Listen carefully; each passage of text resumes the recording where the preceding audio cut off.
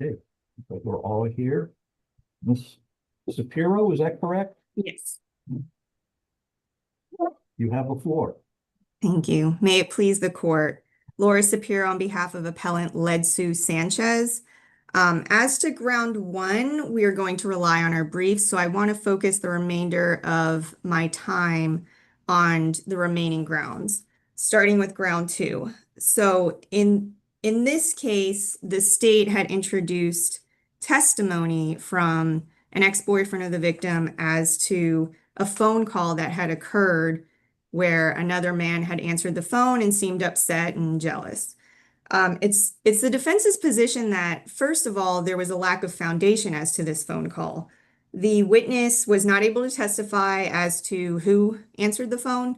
He didn't put on any testimony that he's heard Mr. Sanchez's voice before, or that he recognized the voice as Mr. Sanchez. So there was absolutely no foundation. Therefore, on that ground alone, the call is inadmissible.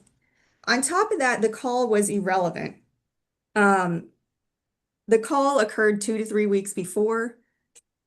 There's no evidence that the argument between the alleged victim and Mr. Sanchez involved a discussion of being jealous about the witness or about any other man in this case. Was this particular piece of evidence made a feature in the trial? Not during closing argument, but I think that once it's said, the jury hears it and they're hearing basically bad character evidence that the defendant is a jealous man who just I heard a lot of other evidence, and this is one piece, this is one phone call. It wasn't made a feature of the trial. Why isn't it harmless error? Well, it's a big part of, it's a part of the case in the sense that it kind of establishes pretty early in the case that this is a jealous man. It's character evidence, it's irrelevant, and there was no need for the evidence, if any. Well, arguably it shows state of mind, right? State of mind 2 to 3 weeks before. I mean, if this call had happened 2 to 3 days before. But jealousy in relationships, I don't think we need evidence to show this, can linger for a while. You know, if that's what this is about, it's about the character of their relationship and the state of his mind. But the only evidence both then and 3 weeks later. Well, the only evidence about what the argument was about was that he didn't want her to continue being a dancer. So there's no evidence, there were 2 other people who were with them on the car ride home who said that everything was fine. There was no evidence that he was mad about any other guy or anything like that. So it's the defense position that it's irrelevant, it's harmful error, and it also had a lack of foundation, most importantly. Unless the court has any other questions about that ground, I'd like to move on to ground 3, the closing argument, improper closing arguments. First of all, I want to look at subground B, which involved the prosecutor misquoting the defendant. And there's really no question that she misquoted him. He very clearly said multiple times he did not point the gun at her head.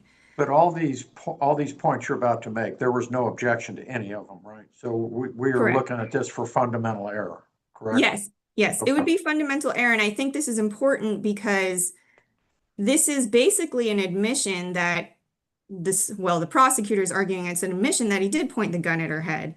So this is huge. She's saying from the defendant's own mouth that he said these things when he in fact did not. And she says this 4 times during closing argument. She says it twice during the initial argument and twice during rebuttal. And of course, as to rebuttal, the defense has no opportunity to respond to it or to correct it. And I'd point this court to But every trial judge says before, at the end of closing argument, before they deliberate, that what the attorneys say is not evidence. You are to rely on your own recollection of the evidence. Isn't that true? Yes, that's true. But is that a meaningless instruction?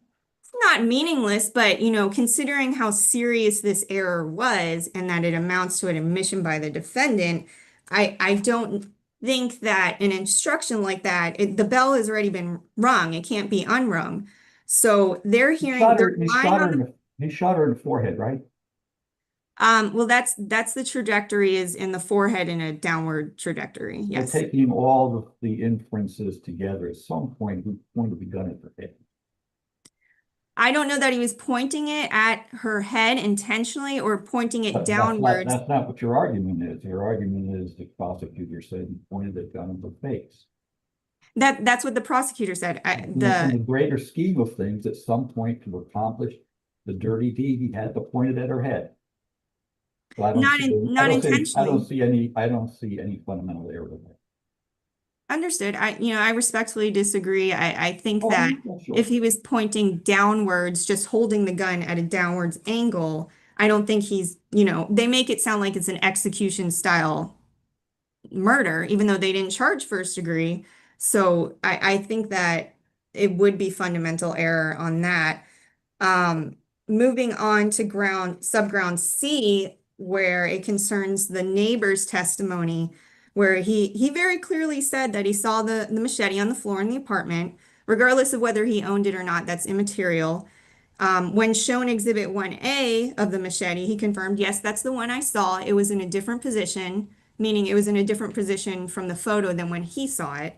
Yet the prosecutor gets up there during rebuttal without the defense having any opportunity to respond to it and says, he actually said, I didn't see it.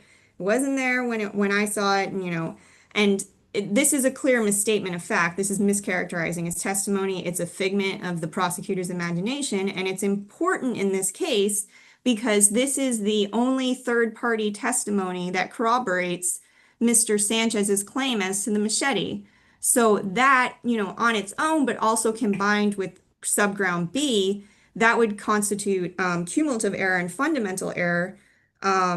Just leaving the jury with this impression, they're relying on this prosecutor who they're trusting to diligently recite the facts as they happened. And it's just happening, with this, the defendant had no chance to rebut this. So the last thing they're hearing is that Mr. Murcia said he didn't see it when that's not true. So unless this court has any questions about B or C, I'll close with ground A, which is the duty to retreat, where the prosecutor argued he didn't leave, he didn't walk away.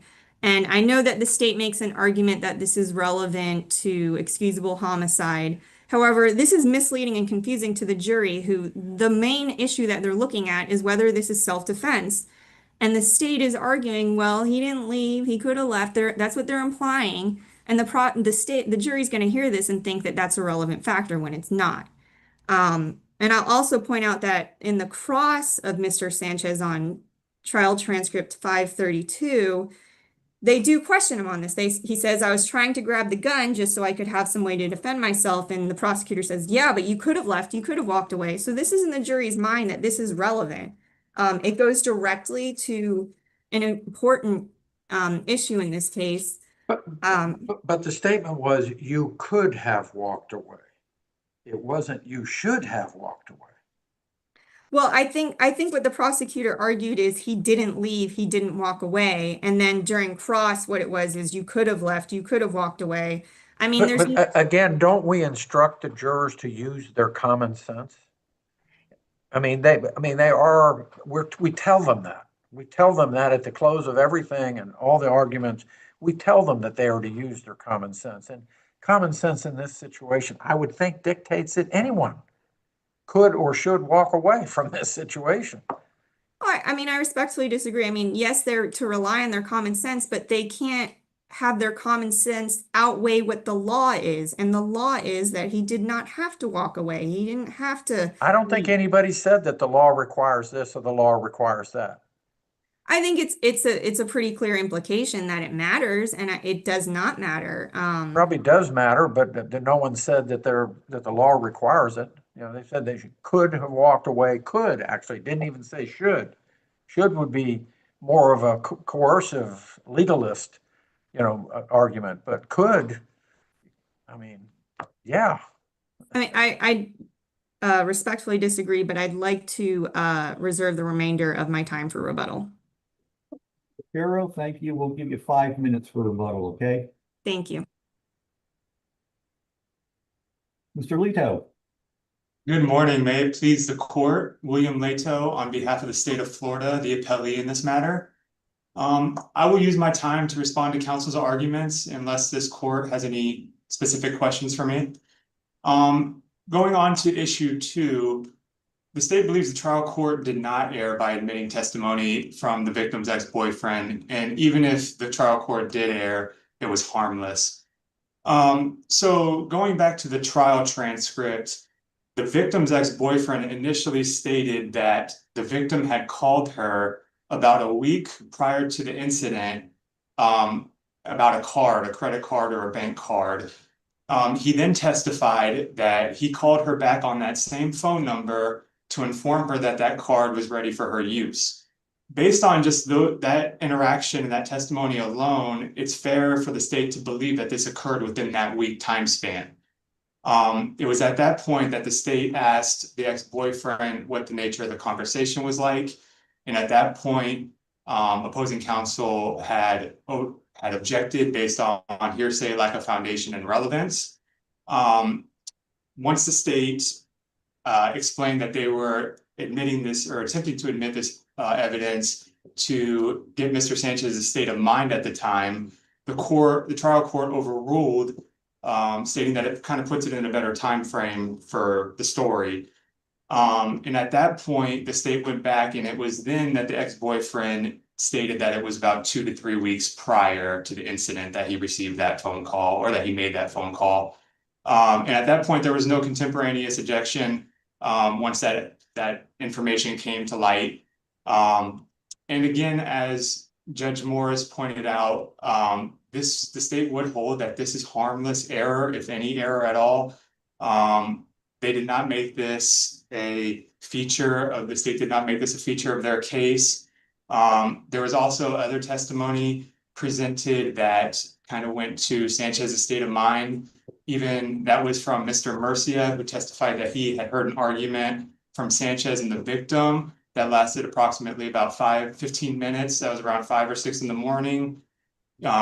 Sanchez even himself testified that he and the victim argued prior to the incident.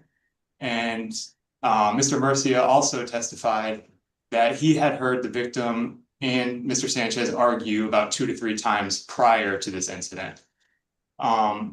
So unless any questions on that, I believe the trial court did not err in allowing that testimony. Moving on to the trial court's, the prosecutor's comments during closing argument. These are reviewed for fundamental error, as there were no objections throughout the closing argument. In relation to prosecution making comments that Sanchez pointed the gun at the victim. As Judge Morris, I believe, pointed out, or it may have been Judge LaRose, I apologize. This is just a reasonable inference of the evidence presented at trial. The state presented evidence that the gun was shot, it was fired at a downward angle, and based on the stippling, it was, I guess, estimated within 8 inches of the victim's forehead. There was multiple testimony that the victim was bleeding from her forehead and had a dark circle on her forehead, which would lead us to believe that she was shot in the forehead, as well as a medical examiner testifying to as much. Sanchez himself testified to grabbing the gun to defend himself, and he testified to pulling the trigger to scare her. Based on all that information, it is reasonable to believe that he pointed the gun at her at some point and she was shot in the forehead. In regard to prosecutorial comments that Mr. Murcia did not see the machete inside the efficiency apartment, this testimony between Mr. Murcia and the state was a bit convoluted. He testified initially that he didn't know where the machete was, and that's in the trial transcript on page 51. He then testified that he didn't know if it was his machete. That's at the trial transcript on page 52. And then he testified that he did not recognize the machete when he was shown Defense Exhibit 1A on cross-examination. All this testimony from Mr. Murcia, it's fine. It makes state that it makes sense that the state would make those comments at closing based on that testimony, the totality of the testimony that they heard. And further, that of course does not rise to the level of fundamental error. And then I believe counsel talked about Sanchez's duty to walk away. Again, prosecution did not state that he had a duty to walk away. I believe in the context of the closing argument, the state was essentially saying that this is not a heat of passion situation. He was not provoked. This wasn't a bang bang situation. Sanchez, per his own testimony, stated that he approached her and attempted to calm her by grabbing a gun, and then he pulled the trigger to try to scare her. The state is essentially saying the facts that he did not attempt to walk away. He did not attempt to leave and remove himself from that situation. He essentially just escalated it by grabbing a gun and approaching her. And based on all that, where there is no error or harmless error, the state believes there can't be cumulative error. And if this court has no questions, the state would rely on the arguments in its brief and ask this court to affirm Sanchez's convictions and sentence. Thank you, Mr. Leto. Thank you. Ms. Shapiro, your rebuttal.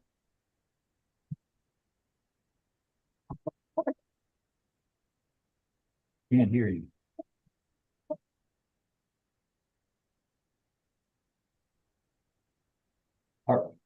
Are you muted? I can't hear you. Sorry about that. Okay, thank you. So as to the state's argument that there is a reasonable inference that he pointed the gun at the alleged victim's head, I mean, the state can argue that based on the other evidence, but they're not permitted to say the defendant said something that he did not say.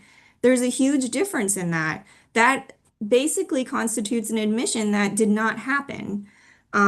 And the same point for Mr. Murcia, I mean, whether the state was confused by his testimony, and I would point out that there was an interpreter used for this witness, so that might have been caused some of the confusion, but in the end, he very clearly stated he saw it on the floor. There's no way that the prosecutor can say he did not say that, regardless of what his other answers were. And then finally, I would just point this court to the Olenchak case, which is, I believe it's cited in my reply brief. And in that case, you know, the Fourth District noted that an error, for example, a misstatement of law, is still prejudicial, even if the court properly instructs the jury and advises that what the attorneys say is not the law.